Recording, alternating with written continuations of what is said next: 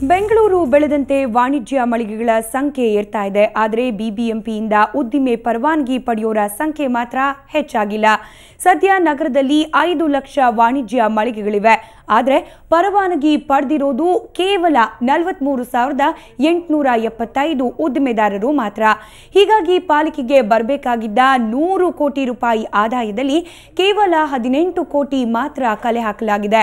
ಇನ್ನು ಉದ್ದಿಮೆದಾರರು ಪರವಾನಗಿ ಪಡೆಯಲು ಜುಲೈ 16 ಕಡೆ ದಿನಾಂಕವಾಗಿದೆ. ಅಲ್ಲದೆ ಪ್ರತಿ ವಿಧಾನಸಭಾ ಕ್ಷೇತ್ರದಲ್ಲಿ ಉದ್ದಿಮೆದಾರರ ಅನುಕೂಲಕ್ಕಾಗಿ ಕ್ಯಾಂಪ್ ನಡೆಸಿ ಆನ್ಲೈನ್ ಮೂಲಕ ಪರವಾನಗಿ ನೀಡೋ ಯೋಜನೆಯನ್ನ ಬಿಬಿಎಂಪಿ ಈ ವೇಳೆ ಹೊರಹಾಕಿದೆ. 175 ಜನ ಆನ್ಲೈನ್ ಅಲ್ಲಿ ಸರಿ ಉದ್ದಿಮೆದಾರರು ಪರವಾನಗಿ ತಗೊಂಡಿರ್ತಾರೆ. ತುಂಬಾ ಸಂತೋಷ. ಆದರೆ ಮುಂಚೆಗೂ ಇವಾಗ ಹೋಲಿಕೆ ಮಾಡಿದ್ರೆ ಅದರ ಒಂದು 3ರಷ್ಟು ಪಟ್ಟು ಜಾಸ್ತಿ ಆಗಿದೆ ಈ ಸರಿ. ಇದು ನಾವು ಆನ್ಲೈನ್ ಮಾಡಿದ್ದು ಭಾಳಷ್ಟು ಜನಕ್ಕೆ ಅನುಕೂಲ ಆಗಿದೆ. ಉದ್ದಿಮೆದಾರರಿಗೂ ಅಷ್ಟೇ, ನಮ್ಮ ಪಾಲಿಕೆ ಅಧಿಕಾರಿಗಳಿಗೂ ಅಷ್ಟೇ ಸ್ವಲ್ಪ ಕೆಲಸ ಕಮ್ಮಿ ಆಗಿದೆ. ಗಾಂಧಿನಗರದ ಕೆಲವು ನಿರ್ಮಾಪಕರ ಕಚೇರಿಗಳ ಮೇಲೆ ಇಂದು ಏಕಾಏಕಿ ಐಟಿ ದಾಳಿಯಾಗಿದೆ. ನಿರ್ಮಾಪಕರಾದ ಜಯಣ್ಣ ಹಾಗೂ ಭೋಗೇಂದ್ರ ಅವರ ಜಯಣ್ಣ ಕಂಬೈನ್ಸ್, ವಿತರಕ ಭಾಷಾ ಮತ್ತು ಬಹಾರ್ ಫಿಲ್ಮ್ಸ್ ಹಾಗೂ ನಿರ್ಮಾಪಕ ರಾಮ್ ಎಂಟರ್ಪ್ರೈಸಸ್ ಕಚೇರಿ ಮೇಲೆ ದಾಳಿಯಾಗಿದೆ. ಇನ್ಕಮ್ ಟ್ಯಾಕ್ಸ್ ಪಾವತಿಸದ ಹಿನ್ನೆಲೆಯಲ್ಲಿ ಐಟಿ ದಾಳಿ ನಡೆದಿದೆ ಅಂತ ಹೇಳಲಾಗಿದೆ.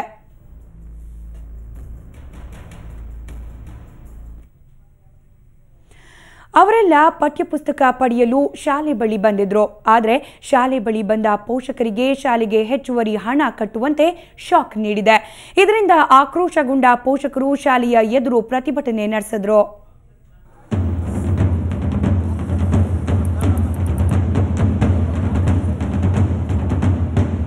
ಈ ಖಾಸಗಿ ಶಾಲೆಗಳೇ ಹಾಗೆ, ಹೇಳೋದೇ ಒಂದು, ಮಾಡೋದು ಇನ್ನೊಂದು. ರಾಜಾಜಿನಗರದ 6ನೇ ಬ್ಲಾಕ್ನಲ್ಲಿರುವ ಸೇಂಟ್ ಮೀರಾಸ್ ಶಾಲೆಯದ್ದು ಇದೇ ಸ್ಥಿತಿ. ಇವತ್ತು ಹಾಗೂ ನಾಳೆ ಒಳಗಾಗಿ ಪಠ್ಯಪುಸ್ತಕ ಪಡೆದುಕೊಳ್ಳುವಂತೆ ಶಾಲಾ ಆಡಳಿತ ಮಂಡಳಿ ಪೋಷಕರಿಗೆ ಡೆಡ್ ಲೈನ್ ನೀಡಿತು. ಹಾಗಾಗಿ ಇವತ್ತು ಪೋಷಕರು ತಮ್ಮ ಮಕ್ಕಳಿಗೆ ಪಠ್ಯಪುಸ್ತಕ ಪಡೆದುಕೊಳ್ಳಲು ಶಾಲೆಗೆ ಬಂದಿದ್ರು. ಆದರೆ ಶಾಲೆಯವರು ಹೆಚ್ಚುವರಿಯಾಗಿ 11,000 ಶುಲ್ಕ ಕಟ್ಟಿ ನಂತರ ಪಠ್ಯಪುಸ್ತಕ ನೀಡ್ತೇವೆ ಅಂತ ಹೇಳಿದ್ದಾರೆ. ಇದನ್ನ ವಿರೋಧಿಸಿದ ಪೋಷಕರು ಶಾಲೆಯ ಮುಂದೆ ಪ್ರತಿಭಟನೆ ನಡೆಸಿದ್ರು. ಬೆಳಗ್ಗೆಯಿಂದ ನಿಂತ್ಕೊಂಡಿದ್ದೀವಿ. ಇವತ್ತು ಬುಕ್ಸ್ ಇಶ್ಯೂ ಮಾಡ್ತೀನಿ ಅಂತ ಹೇಳಿಬಿಟ್ಟು ಇನ್ನೂ ಬುಕ್ಸ್ ಇಶ್ಯೂ ಮಾಡಿಲ್ಲ. ಏನು ಹೇಳಿದ್ರು, 1 ವೀಕ್ ಮುಂಚೆ ನಾವು ಇಲ್ಲಿ ಸ್ಟ್ರೈಕ್ ಮಾಡುವಾಗ ನಾವು 11th ಕೊಡ್ತೀವಿ ಅಂತ ಹೇಳಿದ್ರು. ಈ ಸ್ಕೂಲಲ್ಲಿ ರೂಲ್ಸ್ ಇವಾಗ ಬಂದಿರೋದು. ಆ್ಯಕ್ಚುಲಿ ಫಸ್ಟ್ ಬುಕ್ಸ್ ಕೊಟ್ಬಿಟ್ಟು ಅಡ್ಮಿಷನ್ ಆಮೇಲೆ ಮಾಡ್ಕೊಳ್ತಾರೆ. ನಾವು ಫಸ್ಟ್ ಸ್ಟ್ಯಾಂಡರ್ಡಿಂದ ನಮ್ಮ ಮಗು ಇಲ್ಲೇ ಓದ್ತಿದೆ.